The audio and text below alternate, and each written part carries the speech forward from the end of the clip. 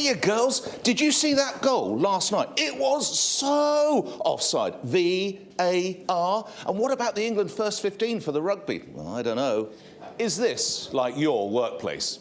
According to one mad cat management consultant, chat like that is a gateway to more laddish behaviour, and bosses should be attempting to rein in such sports banter. Chief Executive of the Chartered Management Institute, Anne Frank, said women feel excluded from such conversations, and they can lead to slapping each other on the back and talking about your conquests on the weekend. What insulting, sexist trash. Is this balmy boss not aware plenty of women both enjoy sport and enjoy talking about it? Surely this takes us back to the days of the little lady who's left totally nonplussed by the intricacies of the offside rule. However, I was prepared to give it a go. What about Jen Ann and Brad? And that outfit Dua Lipa was wearing. Now, what am I going to wear tonight? Does my bum look big in this?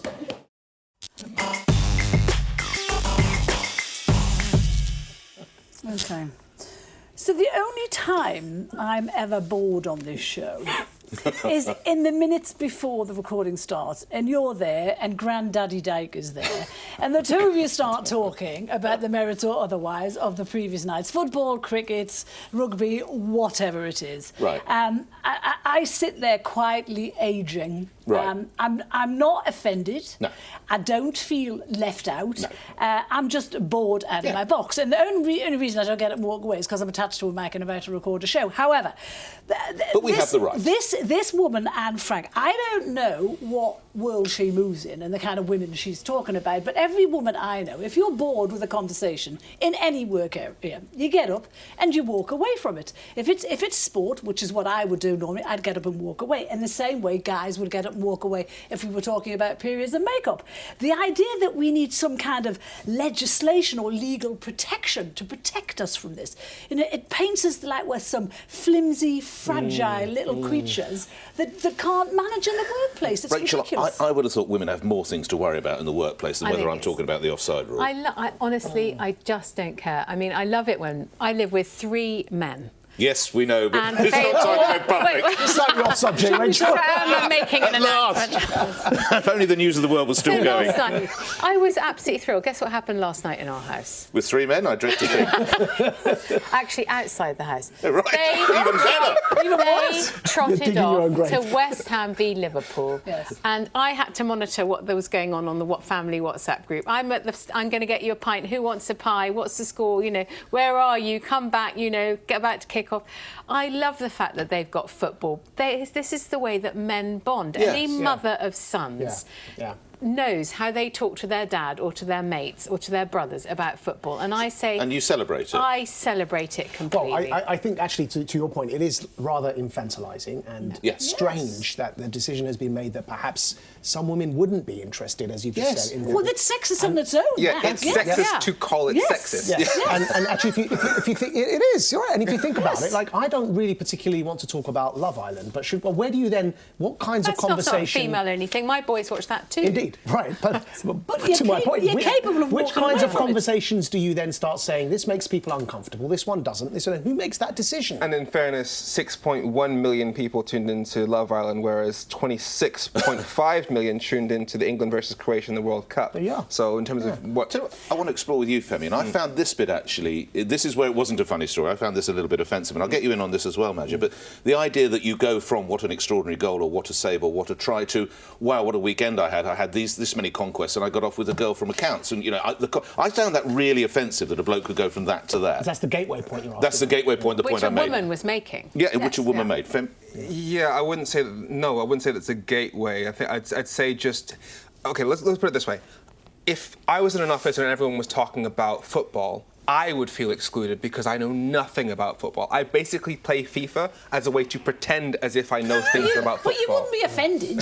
I wouldn't be offended. However, if I was in an office where I knew that one person didn't really know much about the topic that we tended to talk about, I would try to, as a decent human being, shift the conversation towards topics that person knew about. But there's no doubt, though, that football has been as a tool to exclude women. Saudi Arabia's only just allowed women into football grounds. So They've only just allowed women to drive. I know, but what I'm saying is football is used as a sort of all male space that women are allowed into. Let's just hear from Alex Scott, who was a former England, not saying me, this is from Alex Scott, former England footballer.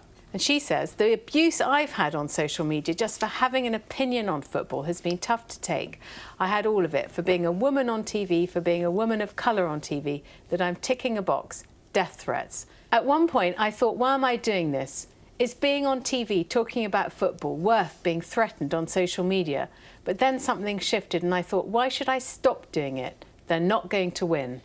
Kind of answers the point. I just think this is a really interesting quote from a guy called Peter Ferguson. I think this is very pertinent. He's a recruiter, and he says, "I've seen managers and staff build a more direct bond over a shared love of sport, which has excluded those who don't share that interest. The answer is not to ban the conversation. It is to ensure managers and staff are trained to understand that those shared interests should not get in the way of management decisions of working collaboratively." And that's the point, because men who bond over sport, you can get promotions on the back of that, because you might like them better. Well, you're a boss.